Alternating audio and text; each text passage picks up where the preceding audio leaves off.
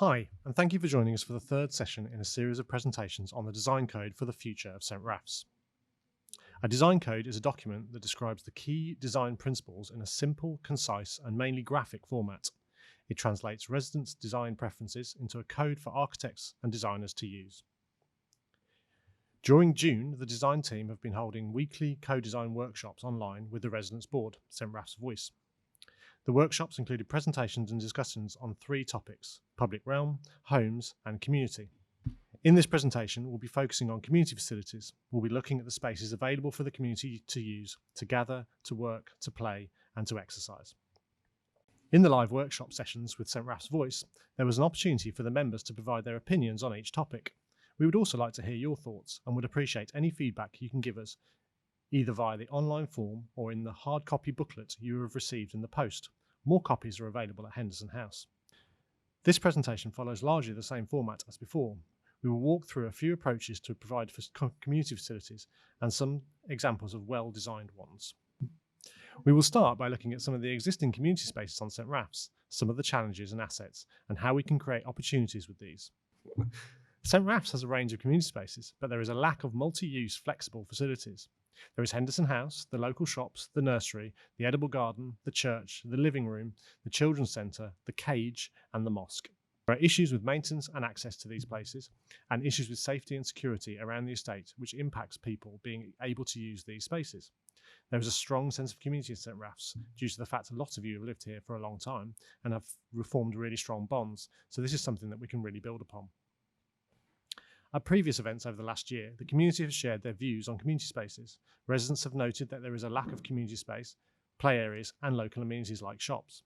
In terms of vision, residents felt that the estate needed a centralised community facility, and that it would be good to have one community hub near the play area and shops. Some suggested that the local shops could become a community hub in the infill scenario, and others requested spaces that could be used for local youth and resident workspace.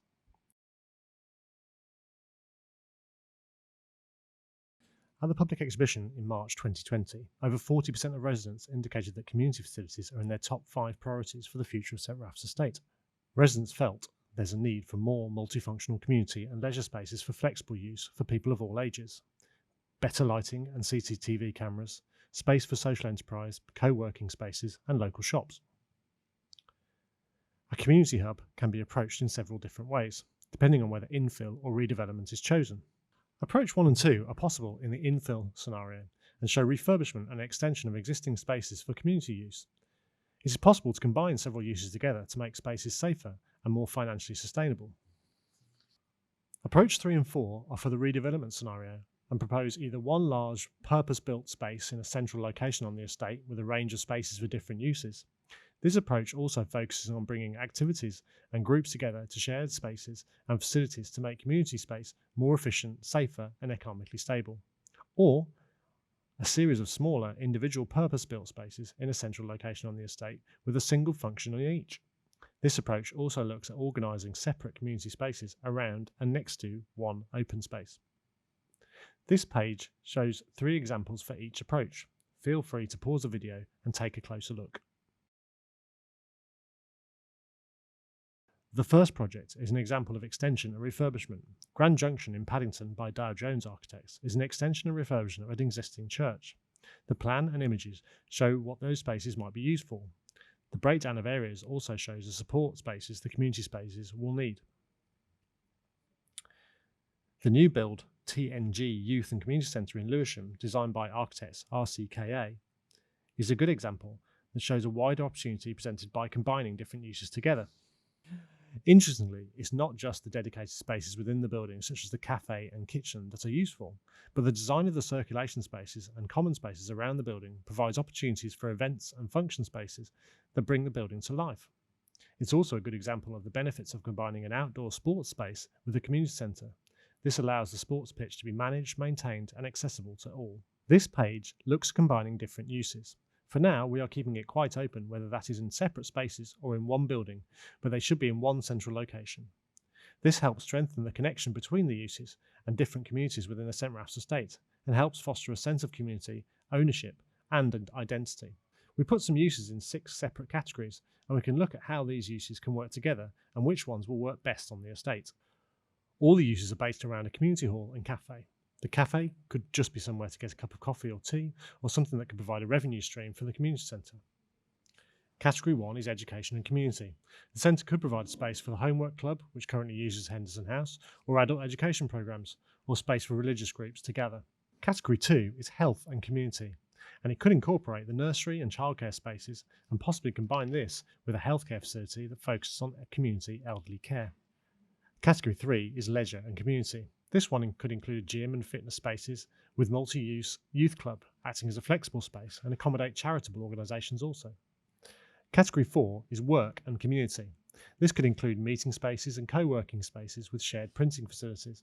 This could also provide flexible space for social enterprises and new businesses and allow them the opportunity to grow. Category 5 is amenities and community. There is a desire in the local community for local shops and somewhere for the living room, the local employment advice service, to be housed. Category 6 is food and community. St Raphael's already has the excellent edible garden, and maybe this is an opportunity to expand that with a community kitchen, allotments and other charitable organisations. This page looks at the benefits of combining uses together.